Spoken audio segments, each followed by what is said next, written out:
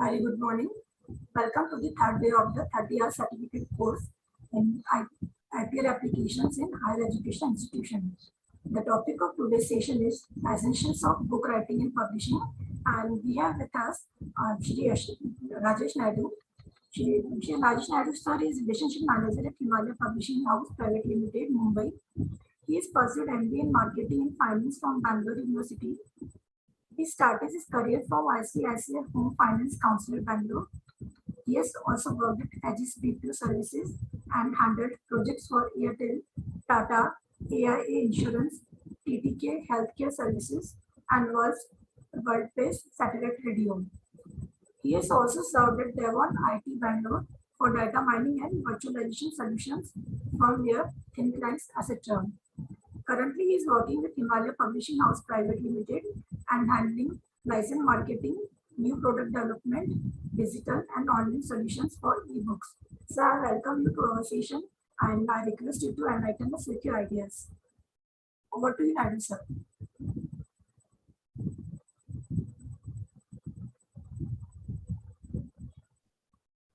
Please unmute yourself.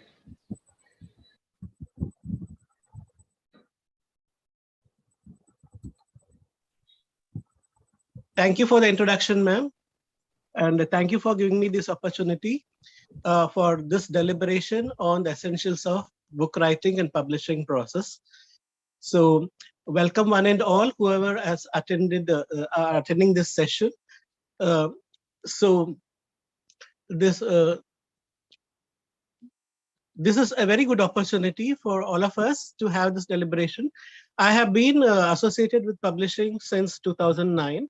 And I have worked closely with authors on book development processes, publishing processes. I've been associated with the company for almost 12 to 13 years now. So this deliberation will be focused more on the actual process of writing, book writing, understanding the book, the essentials, and I will take you through the entire process of publishing for all those aspirants who wants to, who are passionate about creating content, finding their expression in the pages of the book. So, welcome one and all for this session. Give me 1 minute. I'll just try and access my PowerPoint so that I can share the screen with all of you. Within the participants, are there anyone who has already authored a book? Who have written a book already? Are there aspirants? Any of the participants, have you already given a hand on writing a book? Now, in this deliberation today, I'll be focusing more on academic writing because we as a publisher at Himalaya Publishing House are more focused on academic content. And we have been in the business of creating content for academics for the past 4 decades. And this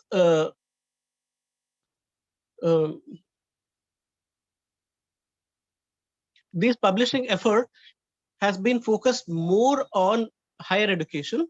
That is for the university course curriculum across different pockets. We work for different pockets, that is regional context, and gradually move forward to research-based content and doctoral thesis, so on. So when you say academic content, then the focus is more on the domain, the specialization, the core specialization that you belong to, and within that domain, you identify the subjects and the topics that you have been teaching, or you are doing research with, and you define the scope of the book as to what are the aspects that you would like to deliberate upon. And then you define the scope of the book, and then you you form your expression in terms of a table of contents, and so on and so forth. Now, I'll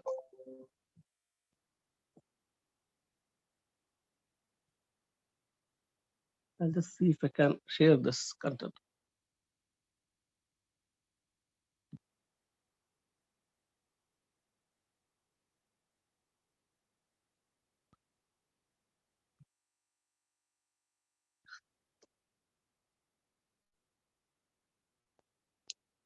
Mm.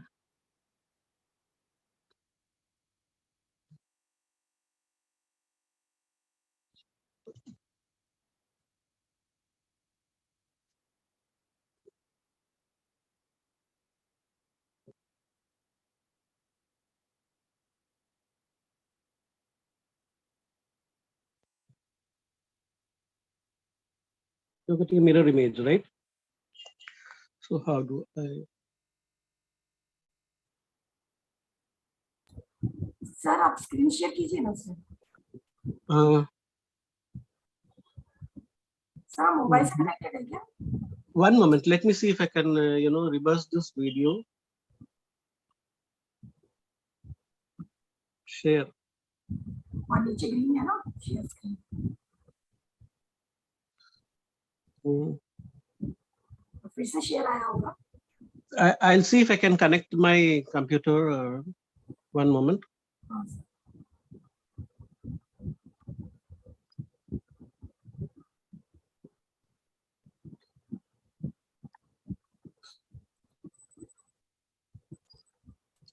I'll just try to connect on my system so that we can share the screen so that I can make the presentation accordingly.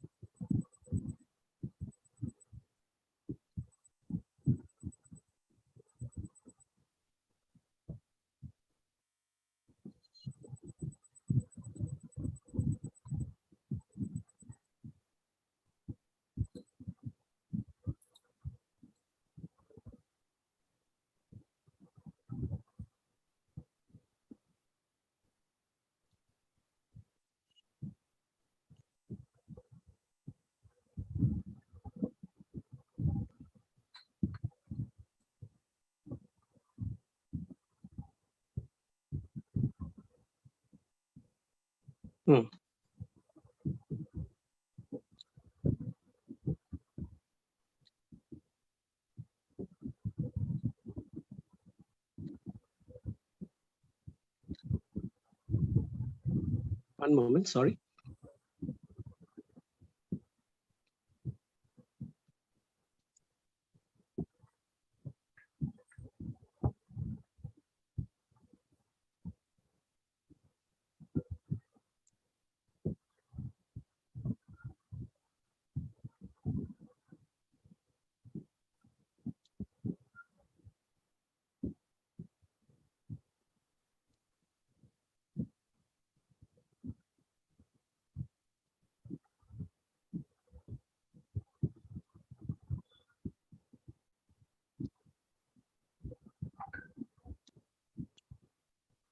I was just trying to just connect here.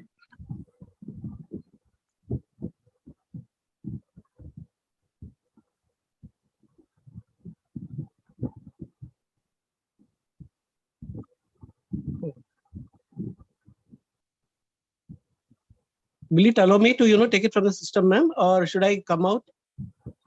Sir system से करिए ना क्योंकि screen share कर पाएंगे ना उससे. Yes, ma'am. सब अपने सिस्टम से कनेक्ट कीजिए तो स्क्रीन शेयर कर पाएंगे आप. हाँ, मैं कैमरा ऑन किया. या अभी सिस्टम से कनेक्ट हुआ है.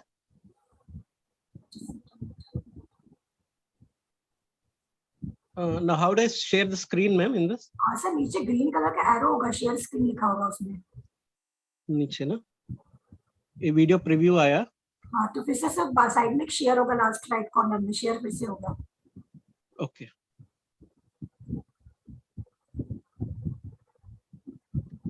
शेयर पे जाने के बाद अपने पीपीटी. One second, connecting है.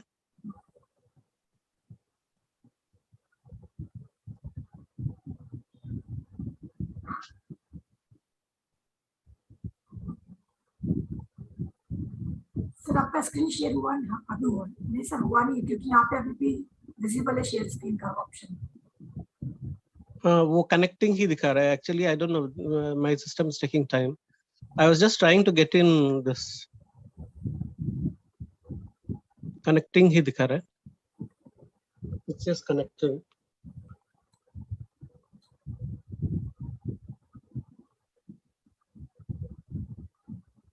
सर सेकंड कॉन्सेप्ट में आपको कोर्स बनाती तो आप कर पाएंगे क्योंकि ये आपका जो पहला है वो राजेश नायडू सर से ही है सेकंड ओके अभी या I think I got connected now course बनाती पहले हाँ अभी I just share the screen okay got it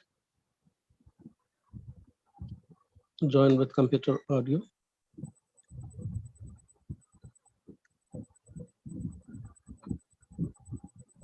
recording in progress okay now I share screen यहाँ पे हाँ सर नीचे फोर्थ होगा ग्रीन कलर का शेयर स्क्रीन participants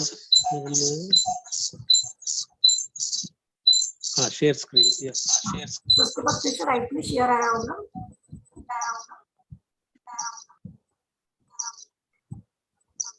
now अभी you are able to see the screen नहीं sir अभी फिर से दोबारा से शेयर एक बार आया होगा ना फिर राइट साइड में एक बार और शेयर आया होगा उसके बाद आप पीपीटी स्टार्ट कर सकते are you able to see the screen now no sir no one second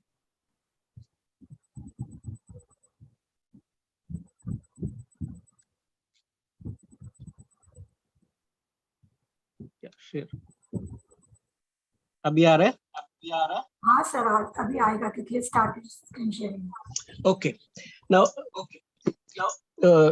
the expectation of publishers is always about content though the prime concern that any publisher is looking forward to is to get good content on higher education आपको screen दिखाई दे रहा है yes sir दिख रहा है अभी yeah the prime essential for wanting to get a book published is content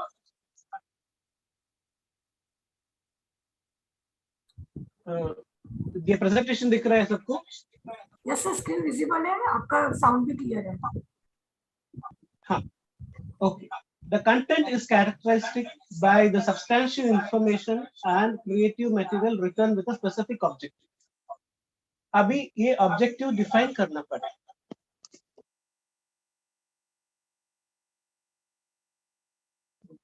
I think there is a resonation of my own voice. Should I mute my own voice?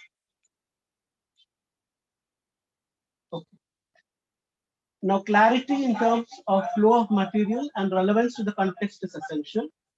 And one should always give importance to the language elements while preparing content. And it should not be in the spoken language. So the written language, the written and the spoken language are to be drawn with a parallel, and you should express yourself in the written context. So the primary context of book writing process would be that you are specialized in a particular domain and you have this content with a specific objective for a specific target group. It could be a curriculum-based perspective, or it could be research-based, or it could have a specific objective of deliberation on the chosen topic with the given objective. And we have to have the flow of material in a way that there is clarity and it is pertinent or relevant to the context that you are trying to present. So the very first thing that we are trying to emphasize here is you should have content. the content that is specific to your domain of specialization.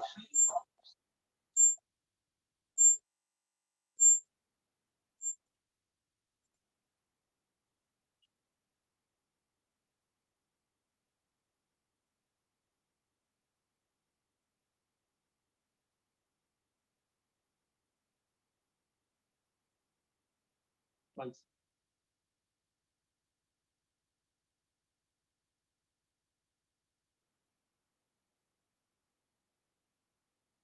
We'll go to the next slide.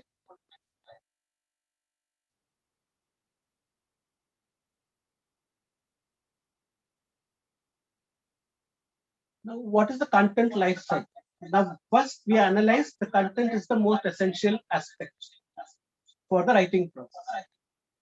Now, what is the content life cycle? The first thing would be you have to analyze the content. You have to analyze, or this is akin to forecasting before you get into any aspect. Now, what is the requirement of the domain? What is the personas or the scenarios that are associated with it? What is the budget that you're looking at? The governance aspects. So you have to analyze the requirements, and you should have a forecasting, and you should have a latent demand or an opportunity gap, and you decide on the subject and the scope of the book, and then you go to the next aspect, that is to collect, acquire material, you localize it, you make a version, you collect the metadata, you edit the information. System में sir आप लोग 2 system on किए हुए हैं, एक of कर दीजिए क्योंकि डबल साउंड आ रहा है, और मोबाइल ऑफ कर दीजिए आप. ठीक है.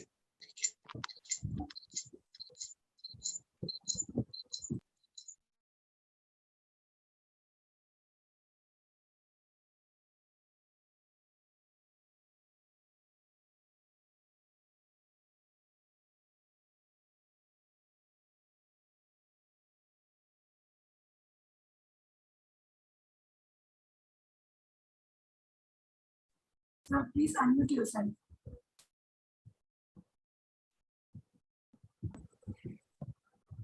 Okay. The sorry.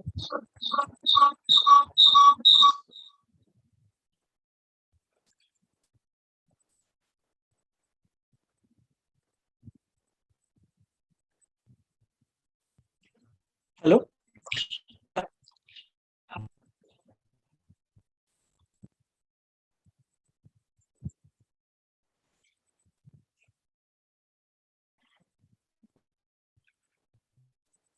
Okay.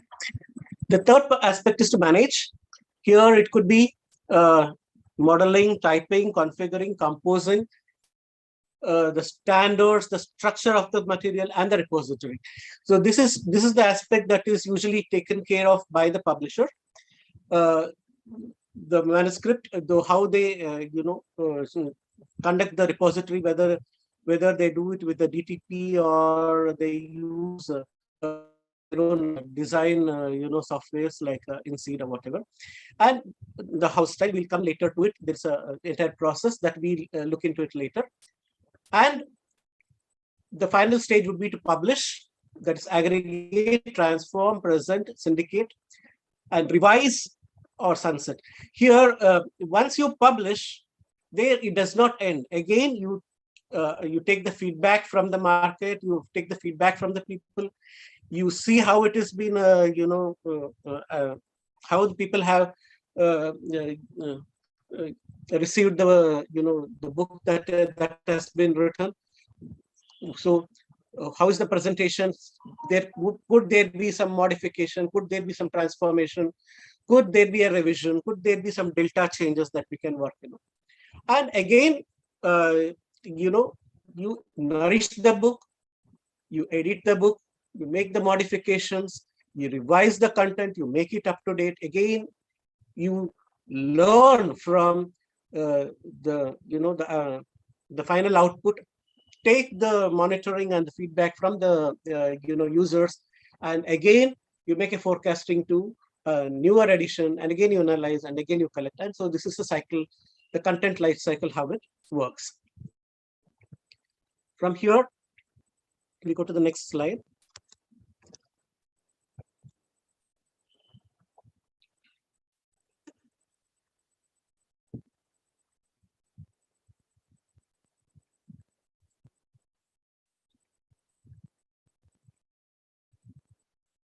Got stuck.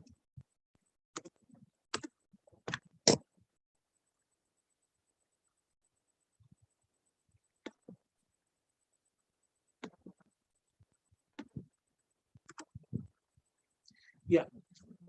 Now, every publisher has a house style. Now, house style means now you have curated and you have developed the content. So the house style will take care of a lot of aspects within the book in terms of there are a different house styles that are being followed. There one is Oxford University Press, the standard format. There the first word will be with the 5 spacing, and at the end of the paragraph there's no spacing between paragraphs, because the most costliest aspect of any publishing today is to save paper. So they try to have 2 columns, or they try to have a running material with minimum spacing between the paragraphs. So that is one house style. Then there are the main headings, the subheadings, the figures, the illustrations, the exercises, the key points to remember. So there will be homogeneity throughout the book in terms of the captions, the main captions, the subheadings, the main headings. So they will all have a homogeneous format. That is one aspect. There could be the entire book that is read, in a, it has to be gender neutral. The entire book should not run with he or him or his. They could form a neutral gender, like they say they, wherein it is not specifically masculine or feminine. So it should be gender neutral. Or, for example, if there's a specification of a date in any aspect, so wherever there's a date mentioned throughout the book, the format of that mention has to be homogeneous throughout the book. So house style is followed, wherein they look at the homogeneity of the content, so that all the main captions, all the subheadings, all the figures, all the numberings, they all follow a homogeneity throughout the book. And they also make sure there is no duplication. So the house style is a very important aspect, wherein technical aspects of the book are taken care of, so that it is gender neutral, so that the captions are all uniform, so all the figures are all in a proper flow, and the sources and the box items have been verified with the source. Permissions are sought for particular aspects. So we write the publications, or we write to the original source for getting the permission for using those content, for reproducing those content in a different context, so that it makes sense in our deliberation. So all these are the part of house style, wherein care is taken that the book is technically homogeneous. The credits are given to the source items that are being used. There is no duplication, and the flow is maintained, so that there is a clear flow of content. So now this is about house style, and there is a lot of technical elements that the publishers look into, and which is more important, content or design. So these are the aspects that only beautify the book and gives a finish to the book, but more than this, what is important is use. So if it speaks to the end user finally likes the context and the subject, and they start using that book. So all the effort that we use in the house style and to make it up to date, it becomes effective. So this is about house style. Now, coming to the academics, again, here create, manage, distribute, and again, this is a feedback. So you analyze, synthesize, visualize, get it peer reviewed, curate, and create content. Now here, experience matters, your teaching experience, the concepts wherein the students have, the stumbling blocks. For example, what are the areas that the students actually stumble? So where is the, where is the, which part of the, curriculum needs clarity in terms, which is that aspect where the students constantly confuse themselves, or which is that aspect when they make mistakes. So this is one thing that can be visualized, analyzed, and synthesized by the teaching faculty, who know that the students really stumble at this aspect. This is one aspect that there is a scope for confusion, so you require to give them clarity on that aspect. So with the peer reviewed and the experience and your visualization as to where they make mistakes, in what aspect that they make mistakes, so there you see the opportunity to provide clarity to these students. So this is possible only with a long teaching experience. So so here is a need to stress on these aspects, so that there is no more confusion, so that the students will not make mistakes on that aspect, and they'll have a clarity in understanding that subject. So that could be a small box item, or that could be adding 2 or 3 more steps in explaining that aspect, so that the problem becomes very clear, and the students will not be misled, and they will be bang on understanding that concept with the clarity that you provide. So all this is going to be possible when you have been teaching the subject and you are well read, and you have a complete conceptual clarity, and which can be imparted to the students. So this is about the academics and the learning, and how you incorporate your learning into writing. Next. Yeah, today's context, when it comes to academic writing, there are 3 very important sectors. One is the technological knowledge, one is the content knowledge, the domain knowledge, and the third is pedagogy, that is what you actually use in the classroom. The pedagogy wise, the pedagogical knowledge. And when these 3 are imposed, so you see the common areas: the pedagogical content knowledge, the technological content knowledge, the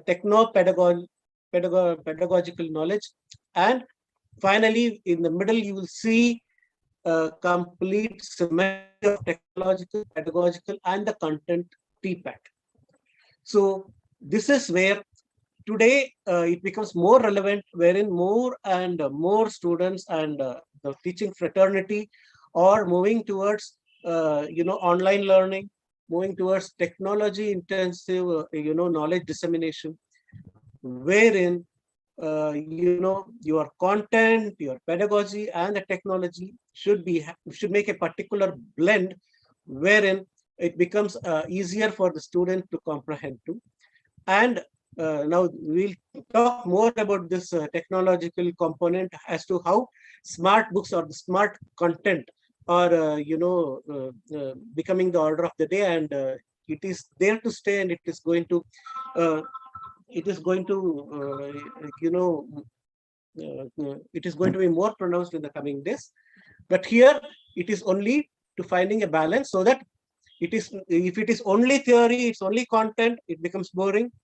So it has to be a bit more, illustrative, so that when you go take it to the classroom and you make a deliberation, you have some illustration, you have skill building activities, you have the outbound activities. So you design simulations and role plays and activities, so that the pedagogically also this content gets curated, and technological aspect wherein the book becomes a smart book in terms of indexing or opening of a dictionary, or the flow of the content. That is how the smart book would be, or X-ray enabled. For example, if there is technical component in the book, and if you want to know in what pages this technical component has been described in the book, and it gives you an X-ray, it runs an X-ray throughout the book and tell you in what page numbers that technical component has been explained throughout the book. Or even if it's a novel, for example, if you want to know in what pages a particular character appears, so that it says such and such a page the character appears. So there could be a technological component, which is also a navigationary tool that helps the students or the teaching fraternity to navigate through. So these are the three aspects, and if there's a particular blend of these three aspects, will definitely provide a website. Now, for the entire strategic planning of getting this book curated, the first step would be research and analysis. Now today, given the UGC guidelines is also coming very hard on the academicians, there is too much of stress on getting plagiarism-free content. There is too much of emphasis on originality of expression. So, and the national education policy is also talking more about creating more patents and giving a free way to the students to engage more into research. So research is one area that is going to be given a lot of perspective when the NEP comes into fore. So research and analyze the subject. So every student should get into this bent of research. Like, it is not just understanding or duplicating or repeating the same aspect, but you should look for the scope of analyzing the topic and research capabilities. Now, understanding the objective, determining the pattern and trend is the first aspect, and from there you develop the concept. Collecting relevant subject information, creating content as per the standards. So what are the norms? So you work upon that. And the next thing would be quality management. There you do a quality check by review by subject matter experts, give it to the domain expert to do a reading, to see if there's any gaps, to see if anything could be improved, to see if anything can be let off, to see how you can validate any corrections that are there.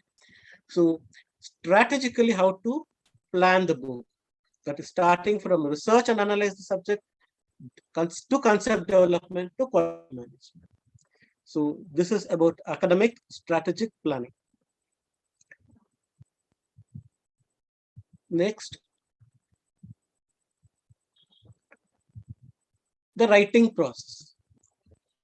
Now, always there is a problem called as a starting problem. So you have everything, you have decided the domain, you decide the topics, decide everything, but the subject is so vast, and many a times you get carried away. The subject that is so things that are happening in terms of the advancements. So how do you start? When you define the scope of the book, the very first thing that you have to make is a table of contents. Before even you start writing the book, or you're putting a pen to paper and start writing, so that you have to give yourself a flow, for which this is one aspect that is going to help you for the book, for curating the book. That is the create table of contents. First, make a table of contents, define your books in terms of chapters. Let us say I will have 10 chapters in my book, or 12 chapters in my book. My first chapter will be an introduction to this. The second chapter is going to be the first module. The third chapter is going to be, the on this topic. So you define the topics, the main topics. And once you make the main headings of the 12 chapters, you make the subheadings. Within that introduction, these are the subheadings that I'm going to discuss upon. So once you make the main headings and the subheadings, you have a clear skeleton for the book, so that you define the scope of the book. The book is going to talk about only these aspects. This is going to follow, this is the curriculum, this is the syllabus that is going to be followed. And if anybody wants any more information, or they want to delve deep into the topic that is discussed upon, for which you can give them references, you can give them bibliography, you can give them internet links, you can give them YouTube links. All that can be provided, as an accessory that can be given at the end of the book, or it can be given as abid. At the end of every chapter, you can give them references. But you have to define the scope of your book, for which the table of contents is one thing that will definitely give you a clear skeleton as to what your book really stands for, what are the main headings, what are the subheadings. And once you have that, you fill in the gaps and you design your exercises. So there is total clarity of what you are trying to deliver. Now create this book template, drill down to the detail level, content points, and write your book. You fill the main headings, you fill the subheadings, and you edit and revise your book. So the table of contents, creating the table of contents is a very, very essential aspect that is going to determine the scope of the book and give you a clear guideline and a skeleton, wherein you are very clear as to what are the aspects that you are going to delve in that book, and how much you are going to deliberate within that topic. And anyone wants more information on that aspect, you have to give them the references so that they can delve deep into any other topic. But here, more or less, there is total clarity that you will receive for this particular book. So the books will become complete in all respects. So this is the book or the ebook writing process, wherein you get the clarity. So create table of contents, create templates, drill down to detail level, write your book, edit and revise the book. So this is again a cycle. Now for the book sections. Now to understand the book, the right side of the book is called a recto, and the overleaf of the book, the left side of the book is called a verso. Now, any book will have preliminary pages. Before you go for the actual chapters, there are something called prelims, the preliminary pages, which has a lot of pages. What are those papers? So the first page would be the half title page. It may or may not be there. It's only an option. The half title page will be just one line, or just the title with no blurb, with no author details, or with no additional aspect. It will be just one line, or it is called half title page. That is only to bring in the curiosity for the topic. And then there's a title page. It has a clear title, and it has the details of the authors. It has the logo and the publisher's name clearly mentioned there. And the verso of the title page, that is behind the title page, is called the copyright page, wherein you mention the copyright of that the text, that the originality, the copyright belongs to the authors, and then the year of publication. Then the DTP is whoever has done the DTP for the book, wherever it's got composed. and the details of the publisher, the marketing exclusivity. So all these aspects are given on the copyright page. When I say copyright, for any book that is being written, anywhere in the world, for any publisher, for that case, the copyrights is always vested with the author. The person who writes the book is the copyright owner. So tomorrow, if there is praise for the book, if the books gets an award, so it belongs to the author. The books gets into any controversy, again, it is only the author who is answerable for it. That is not the publisher. The publisher will only have the marketing exclusivity. That is, the publisher will have the exclusive rights to promote that book, market that book, and he will be the single most, authority to sell that book in the market. But the copyright will always be vested with the author. The authors are the only copyright owners. The publishers will be having the marketing exclusivity for them. The next comes the table of contents, the contents page. You can give abbreviations, the list of abbreviations that are, the list of illustrations or tables could be mentioned. The foreword can come later. If there is some, personality who has got a good social standing, who is an opinion leader, who has a very good word, in that domain and is well respected.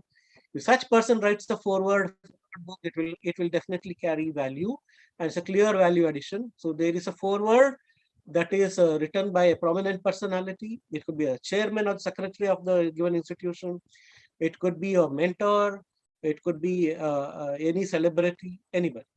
And then there's a preface wherein the author defines, why he's written this book, to who are the target consumers, to whom he has written this book, what is the scope of this book, and how to read this book. And he can use acknowledgement for for all the help that he has received with the fellow faculties, from the family, for their sacrifice, or the acknowledgement for people, whoever has helped him in the development. So these are the pages that are the preliminary pages. You can also include praise for the book. For example, the book before release, if you have given it for review to people, and there is already praise for the content that is received in advance, so you can also write, publish that in the preliminary pages, wherein that is more prominently seen in books that are books of fiction, more so, rather than books of academic content. So these are the preliminary pages wherein we work on it. And then the second point, the second section would be introduction. Usually there is, you can have an introduction or a prelude. Even before going into the main chapters, there could be a prelude, and then there could be chapters, or you can directly start with chapters and go ahead with it. And then there are back pages. At the end of the book also, there are a few pages that you can add. For example, there could be appendices, appendix, notes. You can give them some blank pages also for the students to fill in their own if required. You can give a complete glossary, bibliography or references, the list of contributors, the index, so the key words that could be found within the. If you look at any particular keyword, it will list out where the word appears throughout the book, and all the resources that are used. The resources also can be internet resources. For example, you can give them your YouTube links, you can give them activities, you can give them a lot of aspects. Or in resources, it could also be an accompaniment of a DVD, or or it could be a link wherein the student can go and get more and more aspects on that. So this is about the back pages. So thereby, with the preliminary pages, the prelude, the actual chapters, and the back pages, once you understand this entire flow, then you have a thorough understanding of the entire flow of book. So the recto pages, the vento pages, or whether you have to start every chapter on a recto page, on a right page, and if a chapter ends in a recto in a right hand page, you leave the verso blank, and you start a new chapter with a recto page, or you can continue, you can do a run over also. So those are the aspects. And then there's something very interesting called the blurb. Now, what is a blurb? Now, even uh, uh, how when the book is completed, on the back page, you write a paragraph about the book by reading the summary or the comprehensive view of the total book. The end user becomes totally interested in the book. Now here there is an example that it says this is full of fascination, a remarkable connection of essays on a remarkable collection of women by William Dalrymple. So this is a sentence that gives you uh, that that arouses your curiosity, so that you would want to buy that book and read it. So a blurb is a very essential aspect, wherein you give the details about that book, what are key aspects about that book. Here I have given you the blurb of industrial jurisprudence and labor legislation, and a few key points. It says the book deals with the different aspects of industrial jurisprudence and labor laws. The book contains altogether 43 chapters, 12 appendices spread over 3 parts. The book presents the material in a simple and lucid language for somewhat easy understanding of legally complex subject. It is addressed mainly to meet the needs and practitioners. So it is relevant for both students and practitioners. So this is a blurb in a very few words, in 4 key points. You are trying to give what this book stands for, who is it meant for. It is meant for practitioners, it is meant for students, it's written in simple language, and all the complex aspects have been explained. It is very thorough. There are 43 chapters and appendices and other things. So this is about a book that in very few lines you bring out the total gist of the book, and there is about the author also. So this is about the back page, and the blurb is a very important aspect, wherein by reading the blurb, the person would be able to decide whether he want to go for the book or not. Now about the smart content.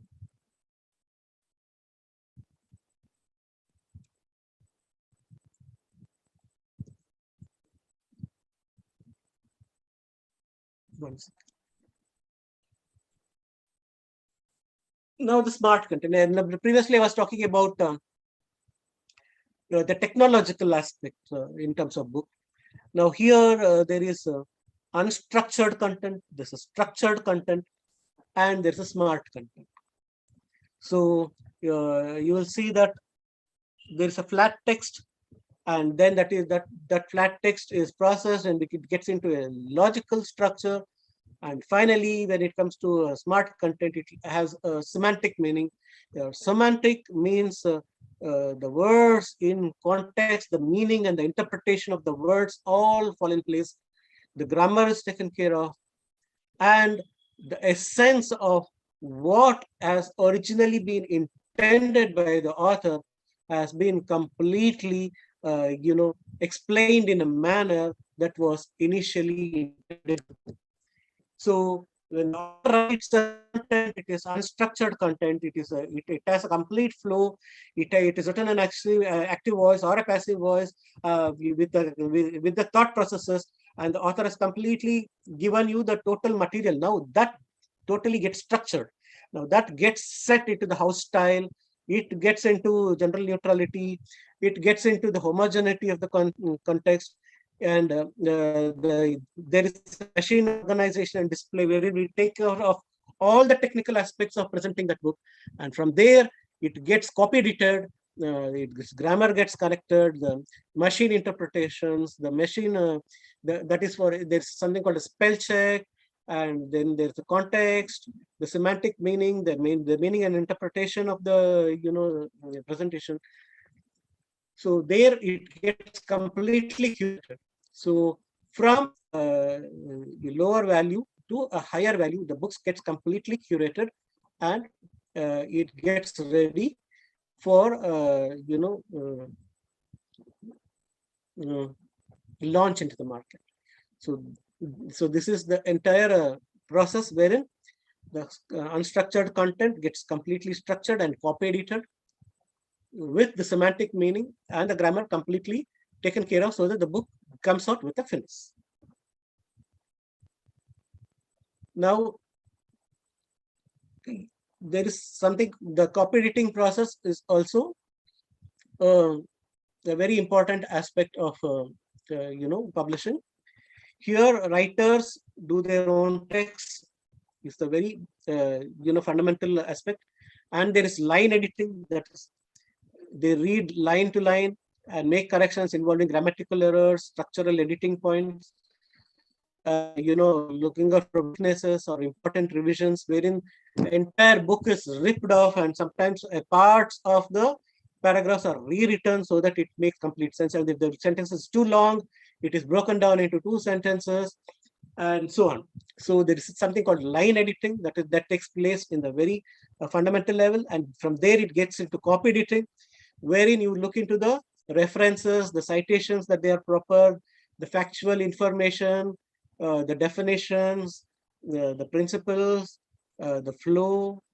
If there are tabulations, there are figures, the totaling. The copy editing is done thoroughly. Here, usually it is done by some domain expert who has a fair idea about the subject that has been referred to. From then, there is proofreading, there's pagination, there's design, the illustrations, the color balance, punctuations, or any errors that are occurred when.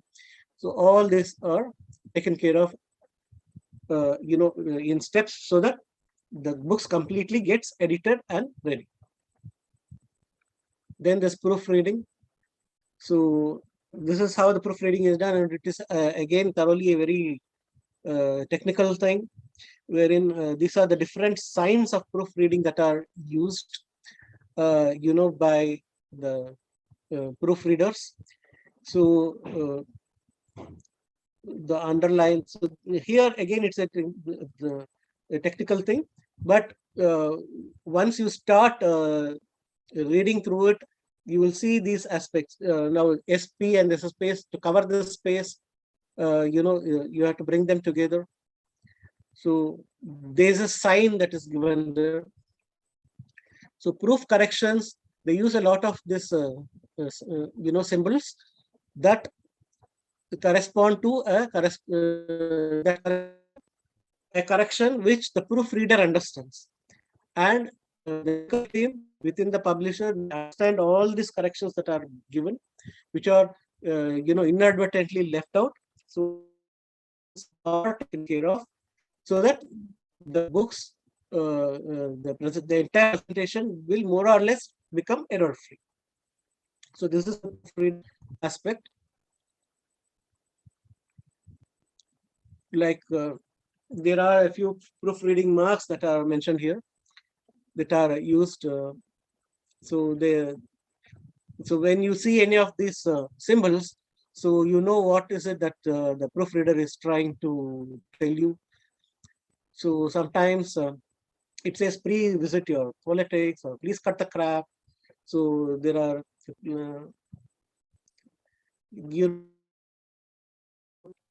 that means that please paraphrase, stolen from the web. So these are the indications wherein those paragraphs could be rewritten, could be revisited, or you can re-impress and reinterpret them, and change that. So these are a few proofreading marks that are used by the proofreaders, so that when it gets back to the author, they read through it and then they make the relevant changes, so that so the proofreader's job is a very, very important job, and they take care and assist and facilitate the writer so that the books come out with finesse. And for preparing the index and bibliography,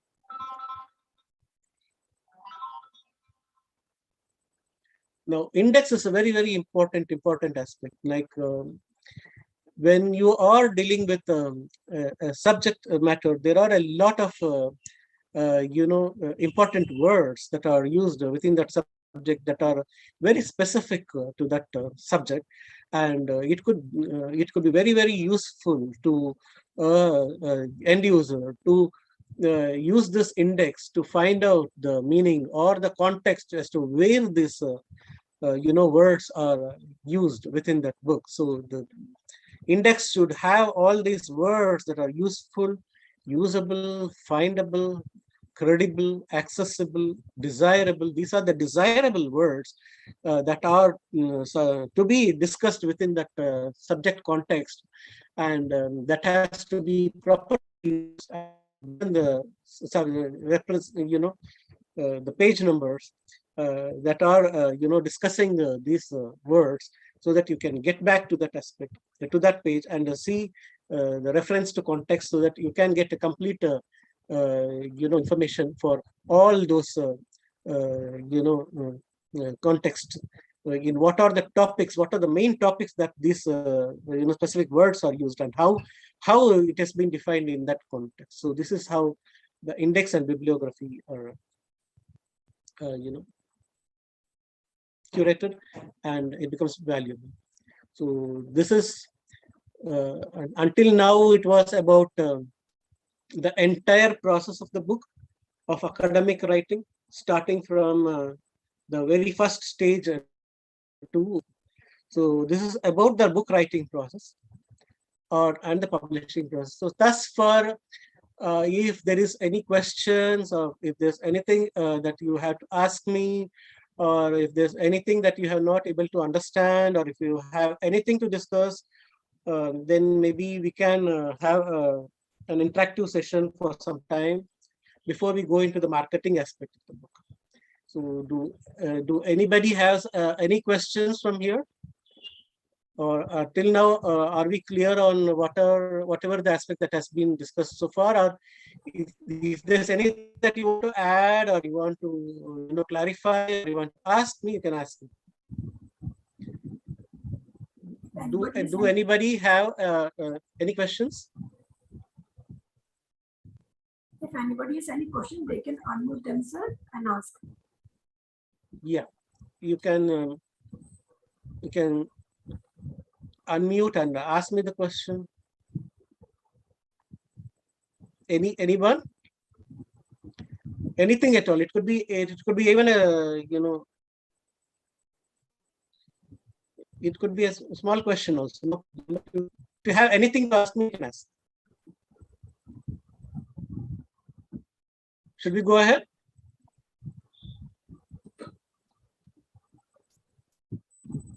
As there is no question from the participant side, so we will end the session here.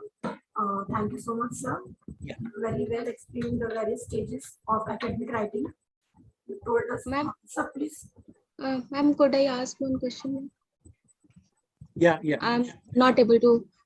I was not able to unmute myself. That's why it takes some time. My question is that, Yeah, sir, tell me.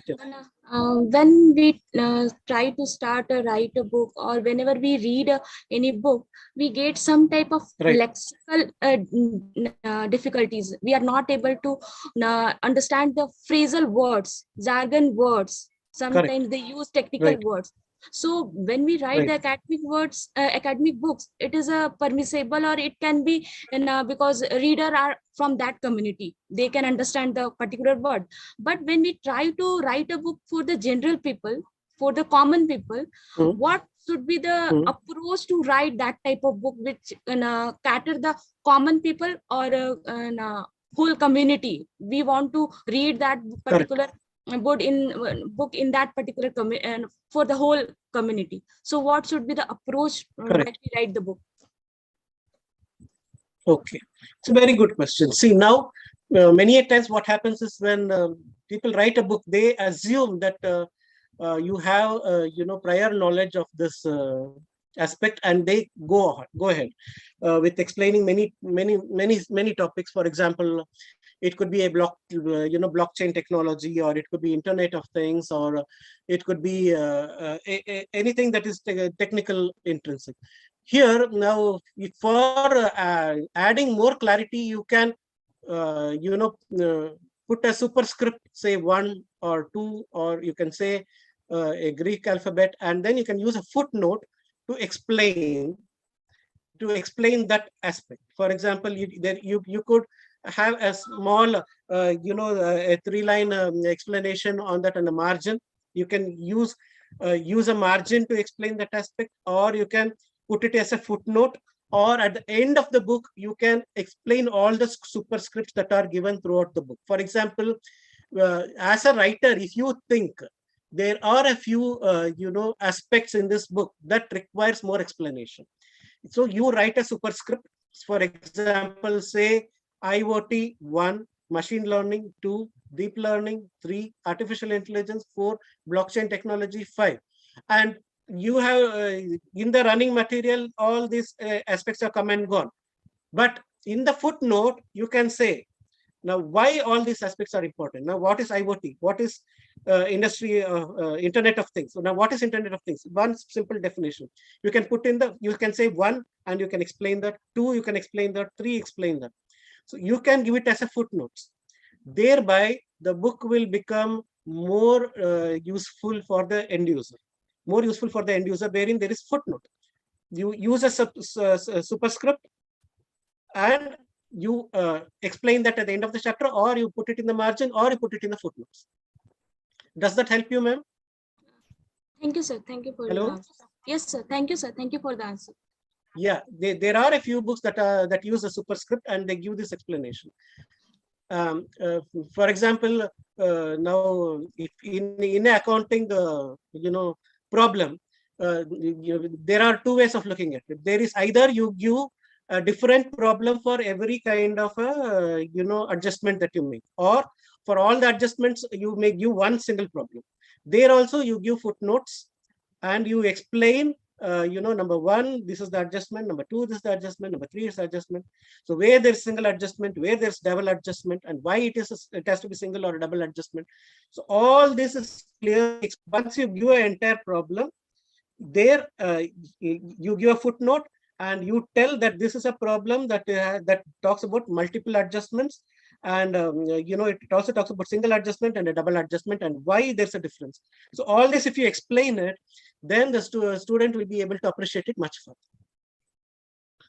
Yes, sir. And by this, giving the footnotes, if the user community is from that background, they can also enjoy the book, because skipping that footnotes. So this is very useful now for that community too. Yes.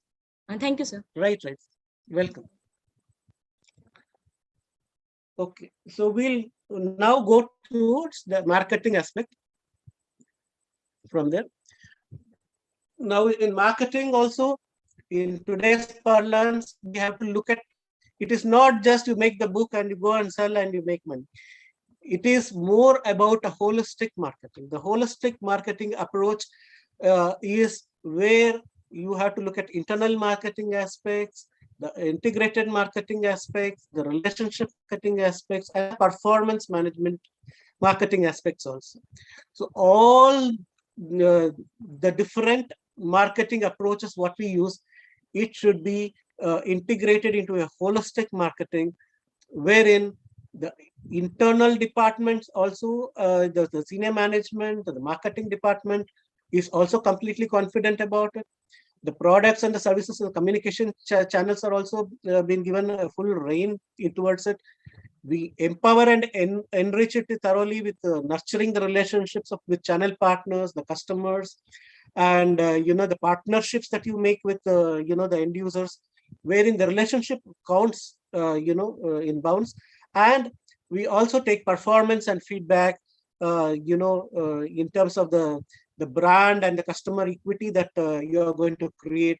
Besides, for every publisher who has created a brand value, every author who becomes successful also gets a brand value. So it is not just only the publisher that is making a name, but every successful author who himself also becomes a brand. So there is a brand equity in an individual level, and then, of course, it reflects in the macro level for a institution, for the publishing house as well. So this is about the holistic marketing. Next.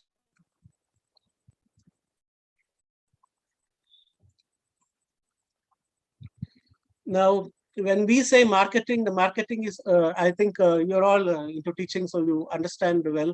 The sales funnel is a very narrow aspect, but it is the marketing funnel that is very huge, wherein we create a lot of leads and take the target market. So the better the marketing aspect, then you can look into the better sales.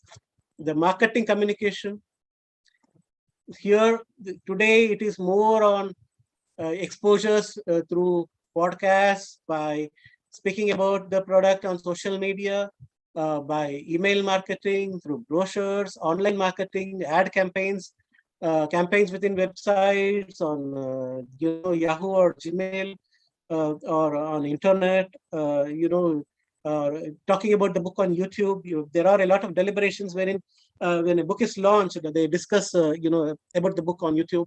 So today, information has exploded in such a way, and the World Wide Web has empowered us in such a way that sitting in four walls of a room also, you can clearly create a wonderful marketing strategy wherein you can proliferate your material through social media, on WhatsApp groups, on making a podcast, or having a Facebook page, or having a blog, or discussing a thread on the topic of the book, and having people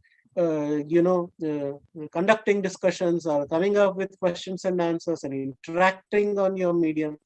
So the more you talk about the book, even before the release of the book, if you start talking about the book, and if you do this pre-marketing, that will definitely arouse the curiosity of many end user, and they start talking about the book, and they start garnering interest regarding that book much before it is released. And definitely, you can, when the book's released, by the time they would have already booked pre-orders. So that will definitely help. So here also, today, it is not only sales and communications, but the client relationships, the feedbacks, the market trends, what are the research, like today, nobody looks at running matter. Today, there is all about graphical representation, a lot of tabulations, a lot of footnotes, the marginal content, the pictures, the caricatures, the photographs, interactive books, graphical interface, any moving objects.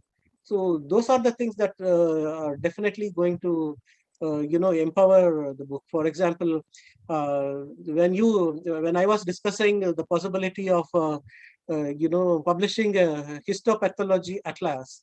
Now, if you look at the medical books has all these slides, given in color, and there they give you numbering for the protrusions and understanding the cancer cells and other things. But in the two-dimensional figure, it becomes very cumbersome for the reader to analyze the actual problem. So they developed 3D glasses for the book with all the 3D pictures, so that you get the 3D glasses and you open the slide, and you get the 3D picture. It is just like observing the slide under the microscope, and you get the proper projections. So therein you can clearly make out the depth of the infection that has caused, and you will be able to understand the color codes. So that is how the technology is enabling us to look much more than print. For example, you can think of multimedia that can be inserted within the pages of the book, for example, you're working on operations management and you want to explain a factory floor, and suddenly you give a link and it gives you a YouTube presentation of introducing you into a faculty, the factory floor, giving you the complete overview of the setup of the factory, the plant, the assembly lines, the jump start, the job cards that are placed, the just-in-time manufacturing, the Kaizen processes. So if there is a simulation that is given or a multimedia that accompanies the aspect, so that there is a complete overview of the aspects of the factory organization that we are talking about, then that becomes much more comprehensible for the students, because the next generation of the students, they are coming from smart classes, they are about touch panels, so they are even the study groups popularized by Byju's and Vedanta and Khan marketing, they are all more into visual communication, and today's students are also more prone to absorbing material or absorbing content only when you provide them with a visual stimulus. So that is why did I use a PowerPoint, to address this deliberation? Because that is not a luxury, or that is not an accessory today anymore. Today, the current generation of the students, their attention span is lost within 15 or 20. If you straight give them a lecture for 15 minutes, then their attention is lost, completely lost. They are not able to respond to only audio stimulus. They have to be given visual stimulus. If you show them some PowerPoints, you show them some pictures, and that is how they can relate to, and that is how they're able to absorb content. So this has been proved through research also, and why it is very important for you to make presentations, and it is imperative that we give them the visual stimulus so that their absorbing capability is addressed, and they'll be able to absorb the context in a better manner. So technology, and here in marketing communications, the audiovisual aids are here to stay, and the books that are going to come in future are going to be literally interactive books, wherein you can definitely think of giving print media and integrating them with multimedia, or in the future, not in a very distant future, but there could be a time wherein your entire books becomes a feature presentation, wherein it could be run as a thorough, full-fledged series, web series for understanding your entire subject.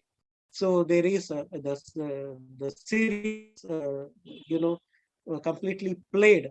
For every chapter, we explain the real-time, simulation for the queue systems. You go to Disneyland and you analyze the entire queue system and how they manage the entire operations, and you explain them the whole thing through a feature presentation. That could be the norm, wherein all the publishing houses become production houses, and they start producing films or feature presentations, wherein the entire content will be moved from print to screenplays to a full-fledged feature presentation.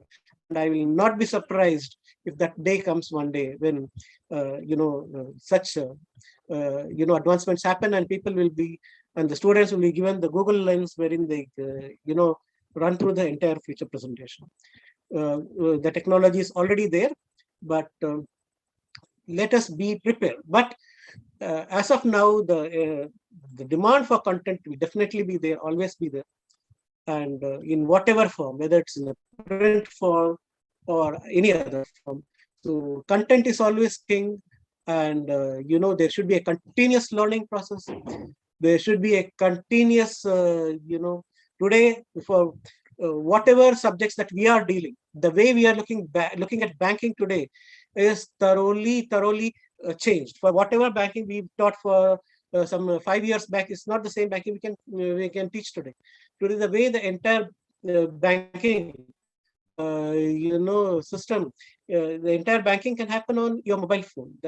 You don't have to go to the bank for any aspect of banking. Today, they are talking of integrating the cards. For example, there was a bank manager who came to banking and financial institution in Ahmedabad, and he said he's going to give you a card that will be your debit card, some credit card, come your library card, come your computer access card, come your identity card, student identity cards, all cards integrated with one magnetic chip that will store all the information, all your finances, your identity, library access. So it's all integrated into one, and you have one card then, and that card, is what you have to carry.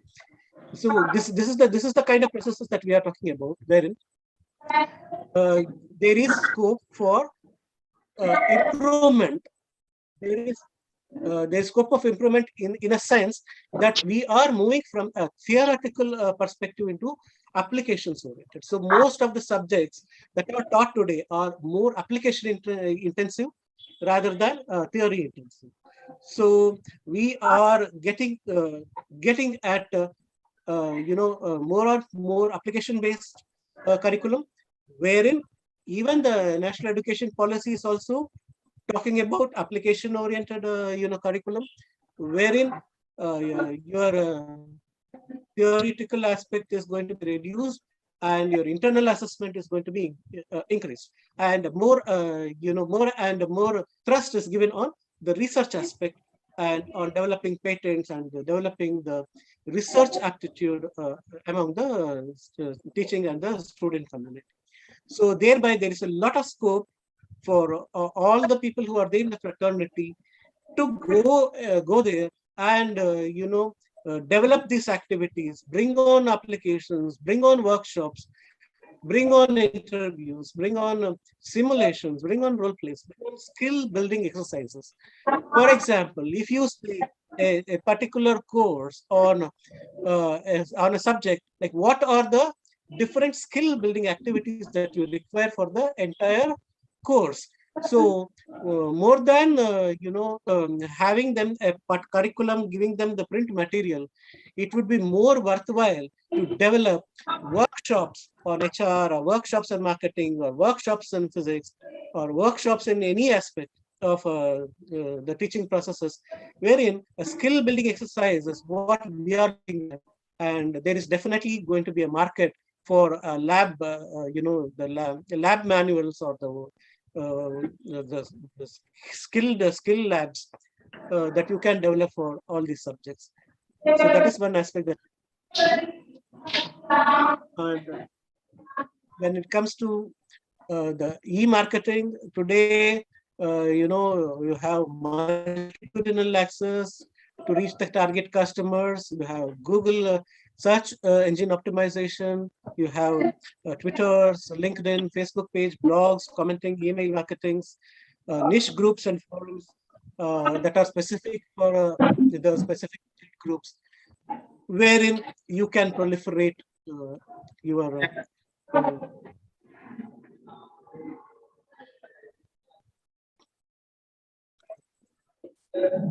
so this is about our network. We have head office in Mumbai. We have 12 branches all over India. We have a lot of forms and applications that we work on. There is an application form for aspiring authors that is available on our website. There's an agreement form for approved manuscripts. We make standard agreements for all approved manuscripts. There's a questionnaire form for publishing conference papers. We also do publish theses that are approved by Indian Council of Social and Scientific Research. If you are any doctorate in any specific domain, you can write to Indian Council of Social Scientific Research. There's application, you can write to me, I can send the application form, or it is also available online. You have to upload your entire doctoral thesis to them. There is a panel, they'll go through your doctoral thesis, and if it's approved, the central government is going to fund the publishing house for publishing your doctoral thesis. So this is a wonderful opportunity for all the aspirants out there who have done their doctorate recently. And if they want to get funding from the central government for their doctoral thesis, please apply to Indian Council for Social and Scientific Research and upload your this thing paper. And if it gets approved, you'll get an approval letter. We are empaneled with ICSSR. You can share the approval letter with us and we can publish it first. So we also are today in the era of customization publishing, wherein our publishing house strongly develops in partnerships. We would like to partner with institutions to develop signature content as per your design, like what you have envisioned your curriculum to be. So this is the right time. So when the NEP comes into force, you can think of customizing that entire curriculum as per your own format, wherein you can take the generic content from our publications and pedagogy wise, you can make value additions, and together we can form the synergies for providing signature content, whether it is on the print platform or on the online platform, and we can develop this learners, management software or LMS, wherein you can start, developing your own content and curate them with little, continuous improvement every year, so that in the next 5 years' time, you will be having your own signature content, so that you'll be completely, fully equipped with how you want to look at, the content through a technological perspective or a pedagogical perspective, and how to develop this content. So there is a full scope for customizing your content and making signature content as per your specific design. So these are the various forms and applications that are available with us. So this is my details, my name, my designation, my address and number and email ID. You can all make a note of this. And for any questions, for anything that you would want to write to me, you can definitely ask me and we will respond to you. You can also WhatsApp to me on this number. The same number is also available on WhatsApp. So for any queries, you can always WhatsApp me your queries and I'll respond to the same and you will be given full assistance. So thank you for your patient listening and for the opportunity given to me. And I hope there has been some takeaways from the deliberation that has been offered to me. And I hope I had been of some use to you. So I hope this will motivate you and you'll be geared up to at least try and write a book in future and be a part of this huge community of writers. So it is a very creative process and it comes from passion. So please keep that passion alive and thank you. And if there's any questions, anything that you want to ask me, I'm there. So thank you so much. Thank you so much, sir. You very well expressed the various stages of academic writing. You told us about the steps of content life cycle, the house style of book and about pedagogical content knowledge, the various steps of book writing process, various sections of book, about the blurb, technique of proofreading, indexing, bibliography, etc. Thank you, sir, for joining us and sharing your ideas with us. Thank you so much. Let's move to the second session. The theme of the second session is copyright issues in research writing. And we have with us Dr. Mallikarjun Nagappa Munimani. He is Chief Librarian at Higher Education Academy, Dharwad. He is Editor-in-Chief of Indian Journal of Library Information Technology, published by Karnataka State College Library Association, Bangalore, from 2011 to up to date. He has worked as RUSA IT Educate Coordinator in the government first grade college, Gadak. He has also worked as RUSA Regional Reviewer of the Joint Director Office, Dharwad Region. He has delivered 12 lectures as a resource person to various institutions and published 35 research papers in various journals. Also, I welcome you and request you to enlighten us with your ideas. Over to you, sir. Good afternoon to all. Am I audible? Yes, sir. Good afternoon to all. First of all, I would like to thank the organizer, Binzani City College and Matru Seva Sangha Institute of Social Work, where they are the people, they started organizing intellectual property rights application in higher education institutions, a 30-hour certificate course. So I have seen the topics where everything is on the basis of intellectual property rights, plagiarism issues, and copyright issues, which I'm going to deal. Already you have covered, means on the 2nd, 4th, and 5th. This is 5th. IPR in academia, as Rajesh Naidu just now completed the essentials of book writing and publishing. It was a very nice lecture. And I thank the organizer program coordinators like Prince Ajay Agaste and Mohini Berwani, madam, to having invited me for this FDP program. Actually, it was my brother's lecture, but due to his unavoidable circumstances, he was in a hospital for some reason. He requested me to talk, as I am also a librarian and dealing with the same things in a higher education academy. So let me compensate the things and not to disturb the organizers for again completing or finding the resource person for the same thing which they are already planned and working for that. So with this, I will start my sharing my PPT.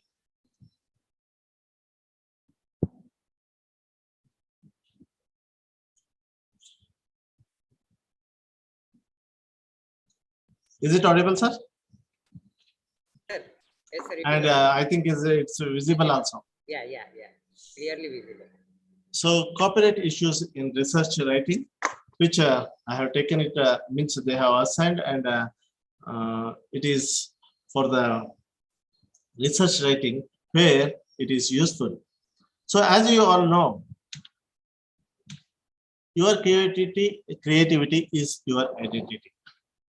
So ideas can probably be taken and developed, but using a substantial part or heart of research is neither legally not right nor ethically allowed, as it is given by R.G. Anand Deluxe in its case. So how often have you referred to experts from different sources to write your research papers, talking about which research papers can be doctrinal or non-doctrinal based on factual information or data collected? Ever wondered that you are stepping into the dangerous zone of copyright or plagiarism? So that is more important. And ever wondered that you are stepping into the dangerous copyright plagiarism? So as you know, every research is different and unique in its what? Let me see. The content, where every researcher is trying to show or write something which is different in content wise, as well as statement of the purpose, where or what purpose he is going to write the what you call the research or a research gap, and research questions. What are the questions he wanted to give, or the researcher users like respondents, how they are going to answer? That is, every individual has his or her own what you call stating the problem. So finally, we want to conclude, and how it will be, a conclusion will be in a his or her way. So you all agree that the research paper is not a novel writing. So it should be have some facts, like every time we need to have new facts can be brought into the paper when the concept tend to be the same. What differs from one to another is the style, structure, and language that makes one paper different from another. So research is otherwise spelled out as re-research. Re can be interpreted as reviving, rewind, revise, redo, anything and everything under the sun. When a research is conducted again to improvise or modify the existing facts, the subsistence of copyright is questioned during the expertise reuse of the work already published in the domain. So we can say that no work is made out of vacuum. Every research involves the same or more degree of what? Like hard work. As you know, it will not become in a simple way. We need to work hard. So data collection, which is very important, where the facts and figures are from the primary source, like how the data will be, and it is believable. Structuring them down like tables, where it should come by step, from like a what you call, which is objective based and which is hypothesis based, and combining them, like linking them, and giving a what you call structure to those data, which should be in a uniformity, and framing the content, like how it should be related to my thesis. The data will be available to everyone, but it should be linked to the research activity. So to research completely and submit the paper or a program. So this is all about a research. So now it comes, what is copyright? So we are doing something that is called research, where we are going to get a data, and that we are going to analyze it, that we are going to interpret it, that we are going to make it in a that is present it in a format which is suitable to our thesis or a paper or a content. But is it a copyright related or not? Let us see first what is copyright, then how it can it is a issue in a research. For example, it's a set of exclusive rights. What is copyright? It's a set of exclusive rights that are granted to a creator of a work of an original work authorship. So, and those rights include the right to make copies publicly and display a work, perform a work, and create derivative works based upon it. So it's given by US Corporate Office. So this was the definition. As you know, it's a set of exclusive rights. There is a right that is granted to a creator, not for any other party, and it is for the original work of authorship. As you said, so when you collected the data and when you presented it in a format like a data analysis, then interpretation, that is your original work, where you know that how to get data, like what is the pain you are going to get from collecting the data. Like if you give a one question here or a into schedule or something, there you are going to it is not easy to collect the data. See, if you give a questionnaire to me itself, if anybody, for example, then I have to have a look of it, then I have to give answer which should be a original one. So it is not so easy. Then when that data is collected, then that is presented, and it will be published. That is called authorship, and I owe that authorship. So I don't say it is easy and anybody can copy. I don't like it also. So the same thing, for example, for your purpose also and for others also, because the pain we are going to get to collect the data is something different, and we won't leave that easily to share or to copy by someone. So it is one thing. Copyright is a type of intellectual property which protects what? Which is going to protect certain sorts of original creative work. See, original creative work. It is not copied from somebody. It is an original creative work, including academic articles, like what we are going to write, like a higher education or a library and information science professionals and their skills. If at all we write like that, then we are going to want to have skills, what are they needed, how they are going to useful to the library professionals. So that is what we are going to have, original creative work. So secondly, the copyright is a type of creative creator of a work to decide whether and under what conditions their work may be used, published, and distributed by others.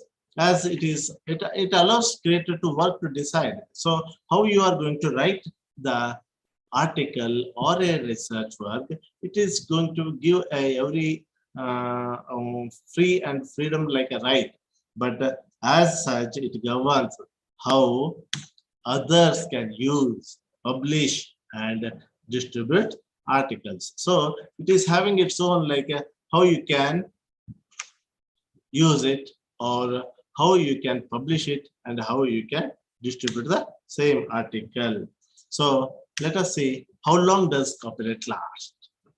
So as I just mentioned here, it is up to 70 years. See how it is 70 years. Copyright in a work does not last forever. So the exact duration of copyright depends on the work type of work, like in what way it is related, and can vary between countries. However, for a literary work such as an academic article, the duration usually as author plus 70 years. So a creative work of authorship is basically any work that has requisite level of creativity, which is almost any amount, and is fixed into a tangible medium of expression, such as being written on a paper, saved to a hard drive, or otherwise made permanent. As copyright includes a variety of works, including written works, paintings, photographs, music writing, recordings, movies, and much more. However, many things cannot be copyrighted, including names, facts, and ideas. While those in some cases can be protected by other types of intellectual property, like including trademark and patent, they cannot be protected under copyright. So the in next sense, what this means for a researcher is that ideas and facts that are learned while conducting research, writing a paper, are not copyrightable. However, the paper themselves can be, means the papers can be a copyrighted one. Every research paper or a draft thereof is copyright protected the moment it is saved to a hard drive. So when it comes to a hard drive, it is a copyrighted. So the copyright in turn, what it is, it in turn limits how others can use that paper. Without permission from the copyright holder, usually the author, no one else can legally post it on a website, share it in a journal, or you even use lengthy passages of it for their own research. So, while fair use, an exemption to the exclusive rights of the copy holder and may protect short quotes, copyright still limits the use of longer passages and the creation of derivative works, as the copyright in turn limits how others can use that paper. So, however, the copyright is like any other property. You can license others to use copyrighted work and even sell it or give it away. This is why when publishing comes a work, it is important to understand what are getting the journal. Is it a copyright transfer or a license? See, one must say that as I am an editor-in-chief of the Indian Journal of Library and Information Technology, we see that whether they are giving a license or a copyright transfer. Even we actually expects that we want only license, not a copyright, because some of the things are actually copied from the direct articles. We get many articles which are directly means having a plagiarism. Nearly 60-70% plagiarism articles we get, and then and there itself we straight away reject the articles. It means before getting a copyright transfer or a license, that is what they are going to give, we are before that only we are going to reject it. It means they are not suitable to publish. So what are the terms that are going to have a license, that we will see in the future slides, next slides. So that agreement and how the journal chooses to use the rights it obtains play a key role in determining how an article is distributed and what others can do with it. See, it is very important as an editor-in-chief or an author, it is how we are going to choose it. So that in turn has a significant impact on how we are going to have a scientific knowledge is spread, like how the knowledge is going to spread here. So what is copyright and it's how it is related to research, let us see now. So while copyright can't restrict the facts and information learned during research, it can be used to restrict access to the research itself. So the most common approach that has been taken is simply restricting who can view the paper,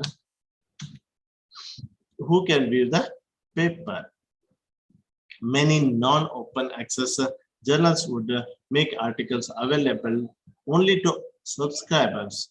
And since copyright prohibited copying and public display of the papers, it is not legally possible for someone else to come along and make copies for other sites of journals.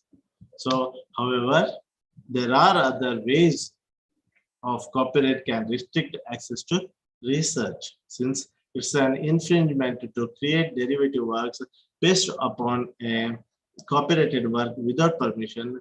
Long quotes or a repeating a significant portion of a paper, even with the attribution, could be infringing. This can add extra challenge to doing meta and analysis and replicating results.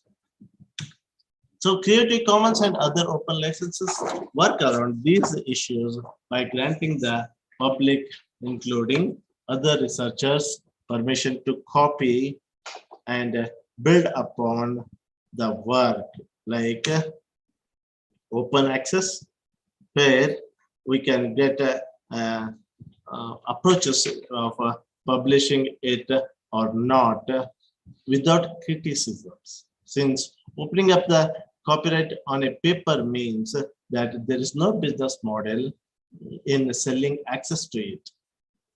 Publishers often recoup the cost of publication by charging those who publish in their open access journals. As you all know it, many of us means I'm not going to give money for publishing the article, as I'm also an editor-in-chief and I know how the other journal editors are going to prefer the articles. But many of my own friends are paying the money to get it published in different journals.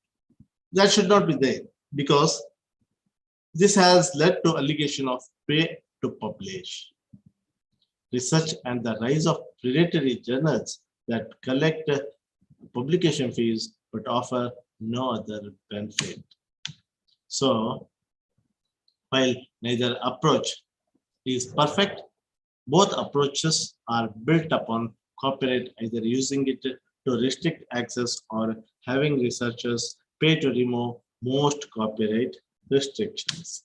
See, as copyright assignment, we have such things. So, in the standard author contract, you transfer or assign or copyright to publisher as the owner and publisher of the journal. And in the next sense, effectively manage, publish, and make your work available to the academic community and beyond.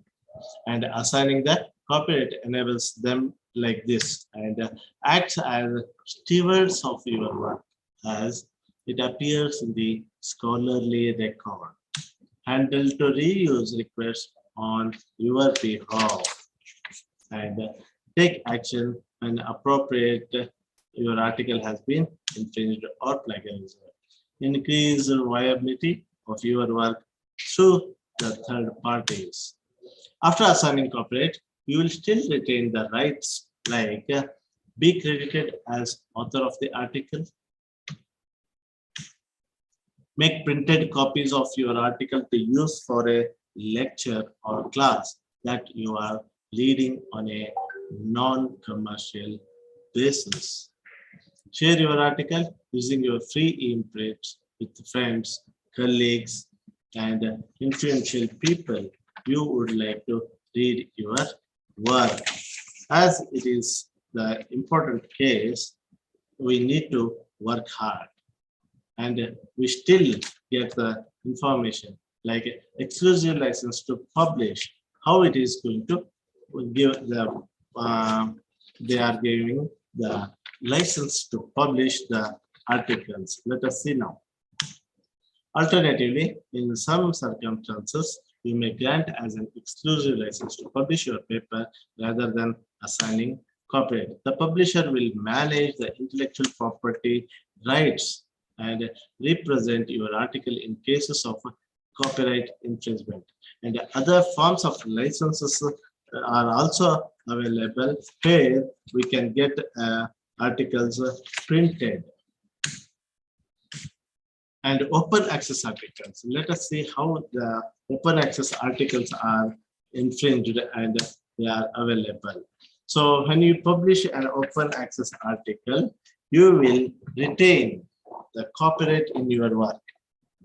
It will ask you to sign in as an author contract, which gives us right to publish the version of a record of your article. This author contract incorporates the Creative Commons license of your choice, which will dictate that what others can do with your articles once it has been published.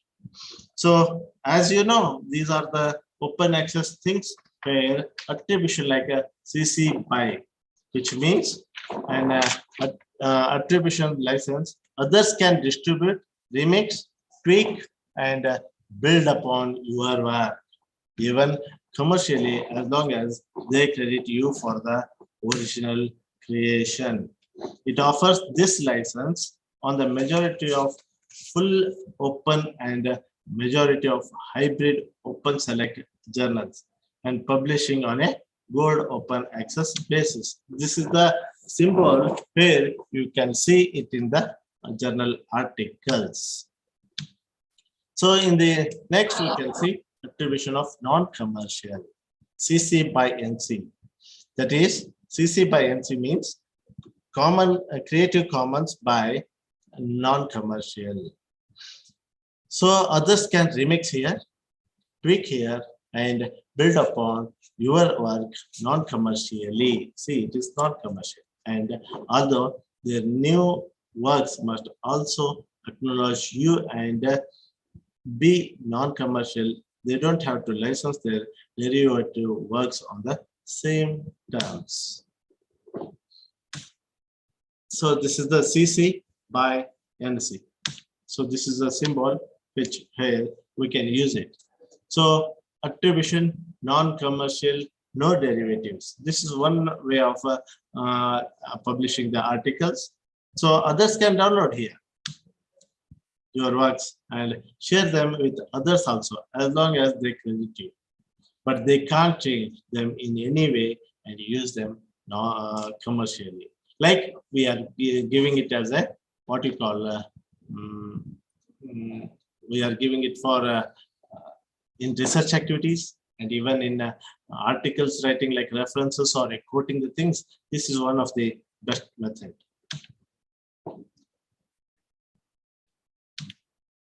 CC, by, NC, and ND. This is a symbol where it is applicable in almost all the articles. So how to understand or how to reuse the articles? This is one of the way. Copyright option, like assignment is there, exclusive license to publish is there, attribution CC. See, attribution CC by is the one which is where we can use it for everything, like a distribution it is possible, derivative works it is possible, translation it is possible, adaptation yes it is possible, commercial reuse it is possible, and the original author credited again it is yes means it is useful, and the same license used for secondary works, no, it is not useful. So like this, only attribution CC by is common, Creative Commons is useful, and even some in some extent attribution non-commercial like CC by NC, it is like the distribution is possible. The distribution is possible, and derivative works it is possible, translation again it is possible, adaptation it is possible, or all these are non-commercial. So in the same way, attribution non-commercial, non-derivative, like only it is for distribution purpose, and derivative, translation, adaptation, commercial, it is not useful, but original author credited again as it is yes. So as I said in the here, but they can't change them in any way or reuse them commercially. Others can download your works and share them with others as long as they give a credit to you. So a copyright researcher must understand these two key theories while writing the research paper to avoid plagiarism. So what are those two key theories? Let us see now. A fairness theory. So as per this theory, it is unfair and unjust to the original authors of the work to let someone else copy their work for which they had to put a lot of efforts and creativity. This theory aims to retain the credits of the work to the original owner, thereby restricting the work's use of or modification in whole or part. The fairness theory of copyright is based on the premise that the authors must get the credit they deserve for their creative ingenuity. Means we need to give an acknowledgement wherever we use their intellectual property, that is their creativity, or there is a what the unique information they have put in their article. Whenever it is relevant to our research or our context, we can use it, but we need to give a credit to the original authors. This is called fairness theory. And welfare theory, the second key theory, where it is useful to avoid plagiarism. So this theory focuses on providing benefits to the public at large. It states that if a work can be used to reproduce it in some other format, say an audio clip or speech can be merged with video, providing subtitles, it will have a better research and a good educational tool. This is one welfare theory. Which, these two theories will help us in avoiding plagiarism of our research paper or a research work. So copyright images, how to use copyrighted images and pictures in the research papers. For example, we used to have copyrighted images like, for example, I use it for my own example, Karnataka map, whether it will be useful or not, or in pictures in the research papers, whether is it how to add other pictures, for example, my district place, whether I can use it or not. So when it comes to like that, there are times in the research that to make the point clear and brisk. So the researcher have to use graphs, bar diagrams, factual data, pictures, etc., which can be derived from the existing work, and the researcher have no other option apart from using the work. So the researcher has to take care of copyright laws which are applied in the stricter sense than the purpose of the research might fail. So the doctrine of fair dealing or fair use. It was proposed by the legislature in the Copyright in 1957 Act. The Act beautifully lays down the application of the doctrine and is backed by the various judicial precedents. So here I can say in the Article 13 of the TRIPS agreement, it permits the use of copyright work to an extent the use of work does not prejudice the author's legitimate rights. It states that for everything, disseminating knowledge is possible, research or private study is possible, and fair use tends to be a strong exception. So in the section 52 of the Copyright Act, how it is going to use, it states the situation of the or the circumstances under which the doctrine can be applicable is to give a gist work can be brought under the exception of fair dealing if a research it is for a research paper or academic purposes and criticism or a review of a work. So fair use of copyrighted materials can be allowed with a literary, dramatic, musical, or artistic work to report ongoing events in what way? Like, so we may have to use it like a newsletter, or we may have it for a magazines or similar periodicals, or by broadcasting in a cinematographic film, or by using photographs. The Act has, however, not described the meaning of fair use or what are the ingredients of fair use. Therefore, Indian courts have time and again applied the doctrine based on facts of each case. So in Hubbard and Osper, the court made a clear stand that it is difficult to define what is fair dealing. So the definition may vary depending upon the degree of work used.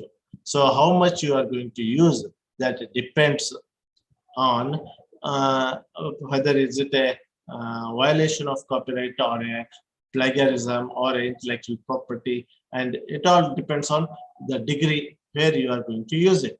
So Blackwood and Pashraman, so they are also given a verdict that to understand the ingredients of fair use, references have been taken from US and UK laws. In the famous case, in this famous case, a very unrestricted meaning was given in the term to the term fair dealing. The court laid down two things like intention to copy. Why you have copied that material? That is more important. Whether you want to use it for commercial purpose or you want to use it for service purpose. Those two things are very important here. So intention to copy, and whether is it you are going for it for obtaining profit from such copies, like we are getting any benefits in the matter of money or finance. So that is more important. And one more thing is, if the intention were true and bona fide, all the dealings should be considered fair. If it is good for the purpose of good things, it can be used it as a fair purpose. So this is the verdict given by in the Blackwood and Pashraman case.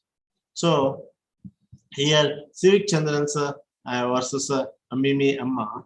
In this case, the court stated that a parody should not be constitute copyright infringement unless misused. See, even in the last case also, it should not be a profit oriented, but here it should not be unless misused or misappropriated.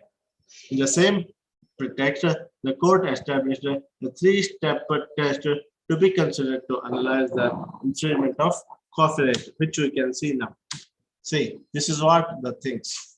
So the quantum and the value of the matter used to the comments or criticism should be the way and the purpose for which it is taken, why it is taken. So what is the purpose? So that is very important, and likelihood of competition between the two works is very important. And the Academy of General Education and Manipal versus B. Manini Malya. So the court held that when fair dealing is used in the cases where work is used for private study, including but not limited to research, infringement cannot be claimed. As such, fair dealings are not allowed in research papers. Substantial copying is still restricted.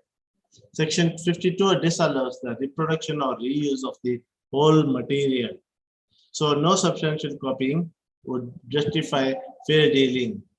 Substantial copying and material reproduction amount to copyright infringement.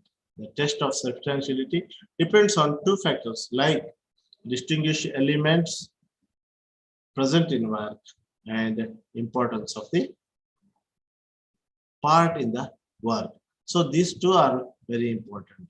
And lastly, to conclude, I can say every researcher has to keep in mind that every time it uses any data, translated work, literature, lectures, abridgment, or any other articles from journals published, it has to mention the source of the content was extracted from. This will help avoid any infringement or plagiarism conflicts. Lastly, no copyright persists in works in the public domain. So researchers are free to use them by using any material from known or unknown sources. The researchers have to maintain and protect the author's moral rights, give them due credits, and most importantly, avoid using the entire work. So at the end, scientific publishing is a business, and no matter the model the publisher chooses, but business is based on a copyright. However, the choice made by the publisher and the researcher is going to have a profound impact on who has to access to the research and what they can clearly do with it.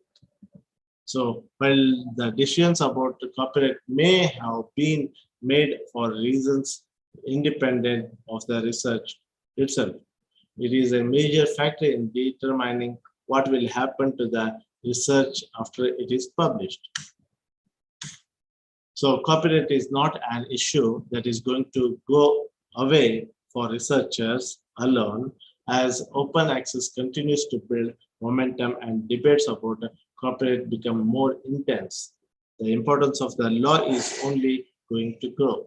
As such, it is crucial that researchers be aware of copyright, not only so they don't run afoul of it and publishing their work, but also so they can understand the laws that govern the business responsible for distributing the writing. So with this, I would like to show one YouTube video, which is almost going to give a clarity of what is going to happen here. Let us see.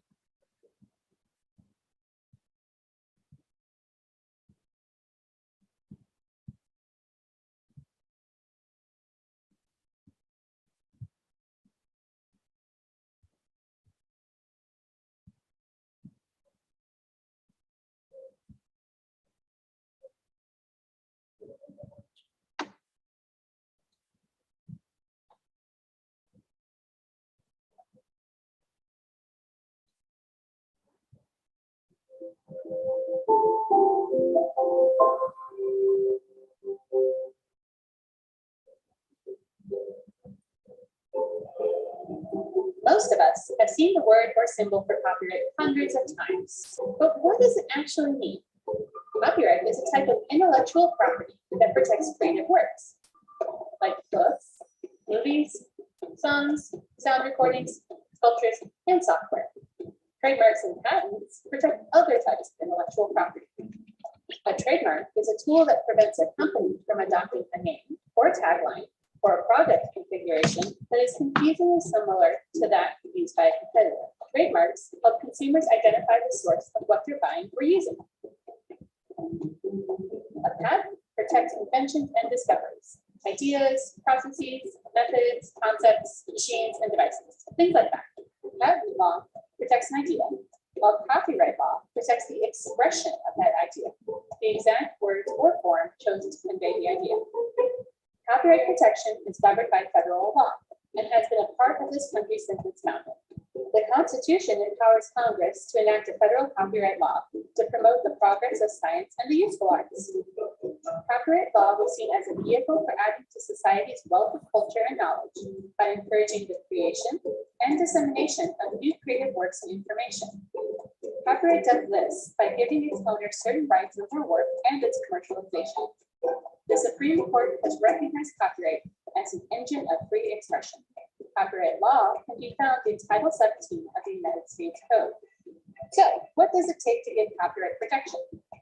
First, a work must be independently created by the author. Second, it must have at least a minimal amount of creativity. And third, it must be fixed in a tangible need. So I would like to share something like in this video, what they have shown. See, it must be independently created. It must be at least minimally creative in nature, and it must be fixed in a tangible medium where it should have its own what you call flexibility. Back in 1790, works covered by the first federal copyright law were limited to mass charts books. So this is one of the important things. Today, copyright protection includes literary works, musical works and sound recordings, dramatic works, photographic and book work, motion pictures and other audiovisual works, pantomimes and choreography, and architectural works. Copyrighted works do not include ideas, procedures, processes, systems, methods, concepts, and discoveries. Sir, video Other things visible नहीं है. not protected by copyright include facts, names, titles, and short phrases, typeface, fonts, and lettering, blank forms, and familiar symbols.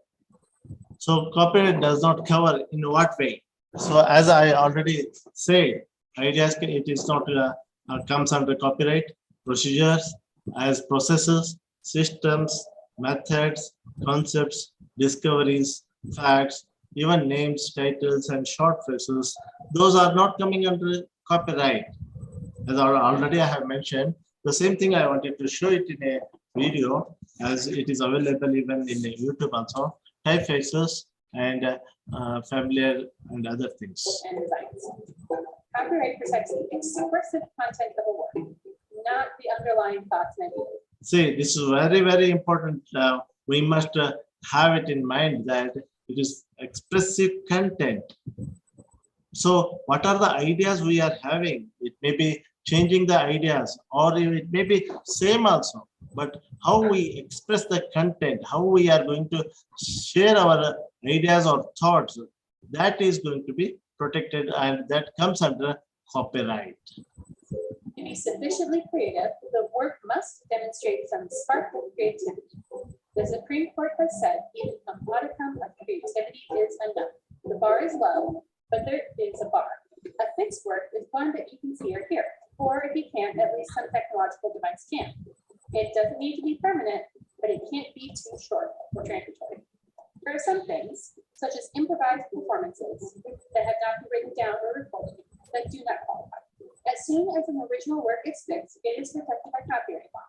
But registering the work with the Copyright Office is a great idea because it creates a public record of the work. But this video is not visible. Also benefits copyright owners. You have to register, or if had the office refused to register your US work before you can bring a lawsuit claiming someone infringed your copyright. And a timely registration gives certain legal presumptions and allows Mallikarjun sir. statutory damages in a lawsuit. Mallikarjun sir. Yes, sir. I am requesting you to share your video.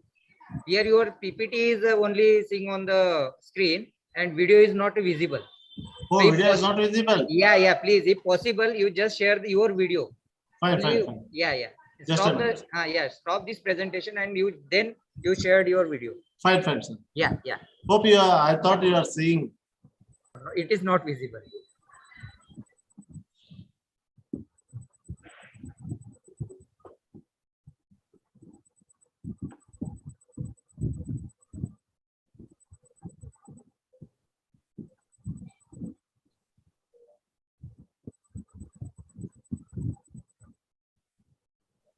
Shall Okay. I start from Yes.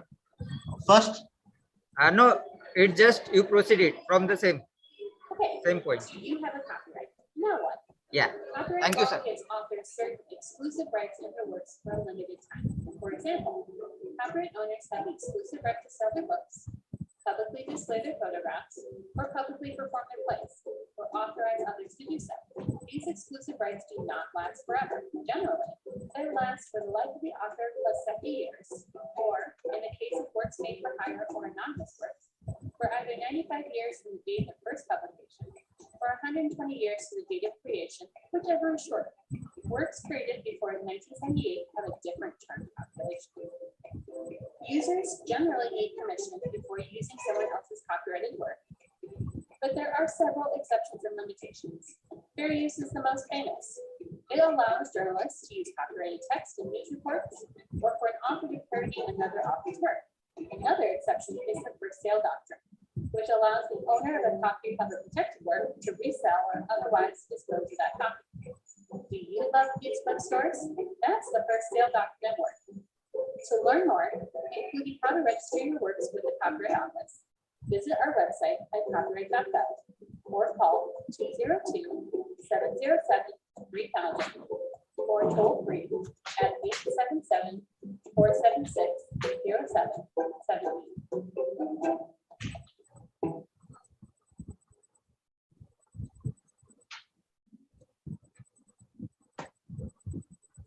So this is what I would like to share with you, and how the copyright is going, issues will sometimes stop and sometimes it does not stop the research writing, and we can use it, and how we have to use it, and how if we use it, it will be useful to others also, is a thing which we must decide, and we must know it before publishing or before writing something.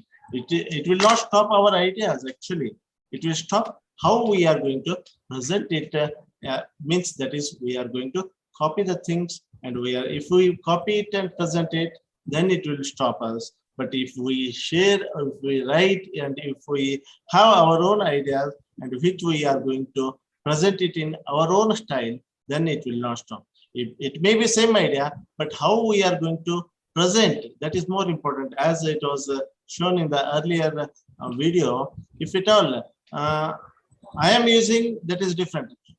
I am used by somebody, that is different. So it all depends on the writing skill which we have, and the ideas will be almost similar, but it may change in a lighter way, and that doesn't restrict anyone to have a good idea, creative idea, and a creative thinking, which will definitely give a new input to all the whatever thinkers or users, that will change the mindset of a researcher. From this, I am going to conclude that. Thank you very much. Thank you so much, sir.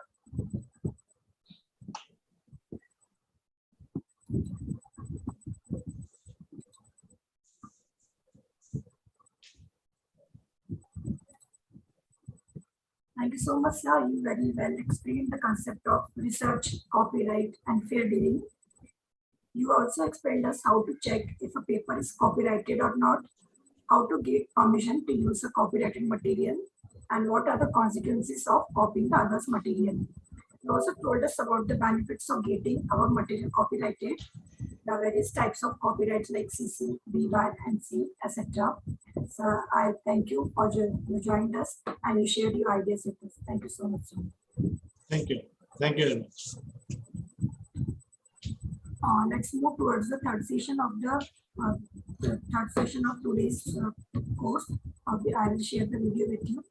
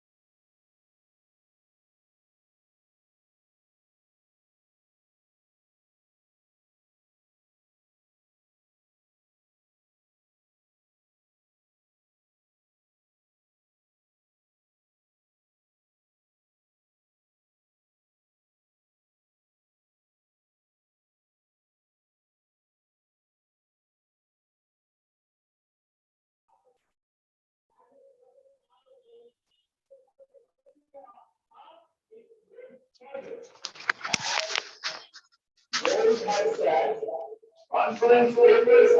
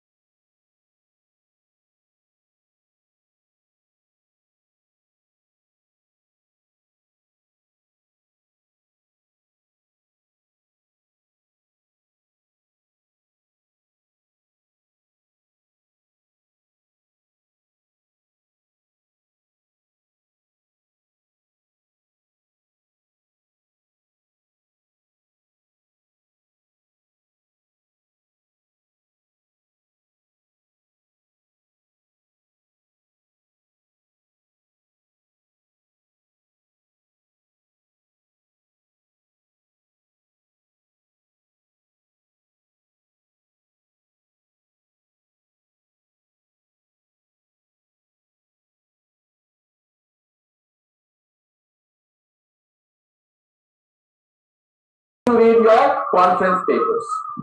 Now, one of the other forms of academic writing is also book reviews.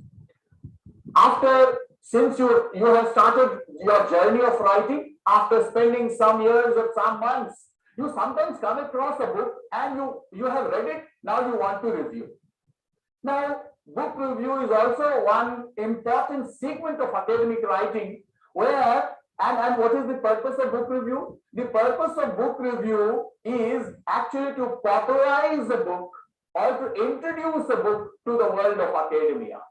That is why when somebody is going to write a book review, one has to do a lot of exercise. One has to read the book completely. One has to find out what are the strengths, what are the weaknesses, how it can affect the readers. So you will find sometimes when people write the book review, they think it is just like writing a paper. No, book review is a very critical, it is a critical practice. It actually enables you to look at the book critically in the way that it is either to the reader's benefit or to the reader's disadvantage. And then while writing a book review, the very first thing, you are not going to say or you are not going to provide all sorts of information about the book. Though it is actually an overall impression of the book that you are going to provide to the readers. And when you are writing a book review, see to it, since you are going to popularize this book, what you are going to do is you are going to provide the title, author, publisher, date and year of publication along with ISBN, page numbers and all. Here are two examples given how book review can be documented. And also look at because when you have written a book review, either some editor has approached you or somebody has requested you to write a book review. Also think of and also try to understand what are the limitations. Sometimes they provide you with the word limit. And since you are going to write a book review as a neutral writer, see to it that you present an overall evaluation of the content. And moreover, you have to be careful because you are going to talk about both the merits as well as the shortcomings of the book. And then the book will be introduced to the readers, but see to it that you are not in a way going to eulogize, going to appreciate the writer very blindly, my dear friend. Otherwise, what will happen? People will simply think that you have been hired to write a book review simply by the writer. No, a book review has to be impartial, and then when you have written the book review, one should also see, because every writing requires a sort of revision. So while revision, see to it that you have not discussed the entire content. You have simply talked about the specification, and you have not been blind to the use of language which are not acceptable. I mean, satirical language, slangs, and you are not going to appreciate the writer. I can also give you some information about how a book review can be written. Let us have a look at one of the very important books by one very contemporary author, novelist named Aravind Adiga, whom you already might have known. He has till now written 4 books, and one of his books entitled The White Tiger was given the Booker Prize. Next to that, he wrote Last Man. Here is an analysis or a book review of his book, Last Man in Tar, the novel. Now look at only the 2 sentences. I'm not going to give you the complete paragraph, but see that only 2 paragraphs. The book review begins with funny, provocative, and decadent. Now see, these are the phrases which are hidden phrases, and this actually augments your interest in the book. And then Aravind Adiga's Last Man in Tar is the kind of novel that is too richly insightful about business and character that it is hard to know where to begin singing its praises. But how he began on a note to captivate. But look at the last paragraph of the novel, my dear friend, because the book review, reviewer sees to it that he is not blinded or he is not singing, he is not glorifying the author. What he says? Adiga's novel isn't perfect. He traces his characters' wicked impulses more convincingly than he details other occasional surges of virtue, and the book's final hopeful note feels largely unearned. But these are small flaws compared with many novels, many delights, and its unusually even-handed take on urban development. As Adiga told the Times of India, money itself is amoral. It can liberate people as easily as it can destroy them. In Last Man in Tar, we watch it do both. Now, when the reviewer writes the last line, he leaves some food for thought for other readers. And the readers, having come across this book review, will naturally be tempted to buy the book, and that is how the book review will get its justification. My dear friend, we could have gone on talking and talking about academic writing, but times fall heavy, and then we have to confine our lecture. But then before we confine our lecture, because we write a review, but before writing a review, first write. No, if you want to become a writer or if you want to become a reviewer, the first thing that one should do is one should write. Here is some excerpt from a Turkish novelist, Orhan Pamuk. You might have already heard the name of Orhan Pamuk, whose book My Name is Red and Snow became very popular, and he got the Nobel Prize also. Now, while answering as to why he writes, he gives so many reasons as to write, and you can find much food for thought in it. As you know, the question we writers are asked most often, the favorite question is, why do you write? And he gives a long line of answers.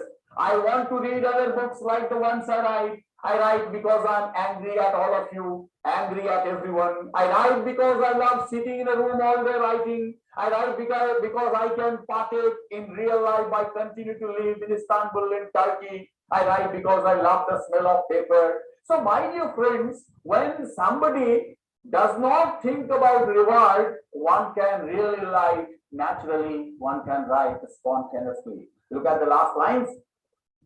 I write not to tell a story, but to compose a story. I write because I wish to escape from the foreboding that there is a place I must go. But just as a dream, I once get quite there. I write because I have never managed to be happy.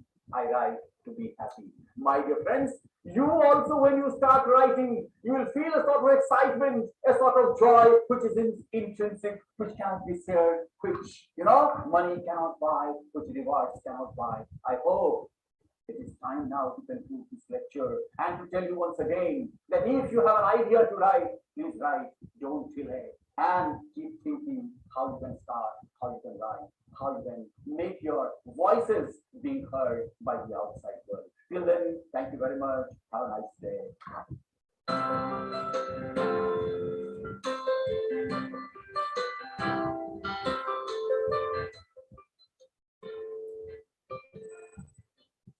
Now we are concluding our today's session. I thank all the participants for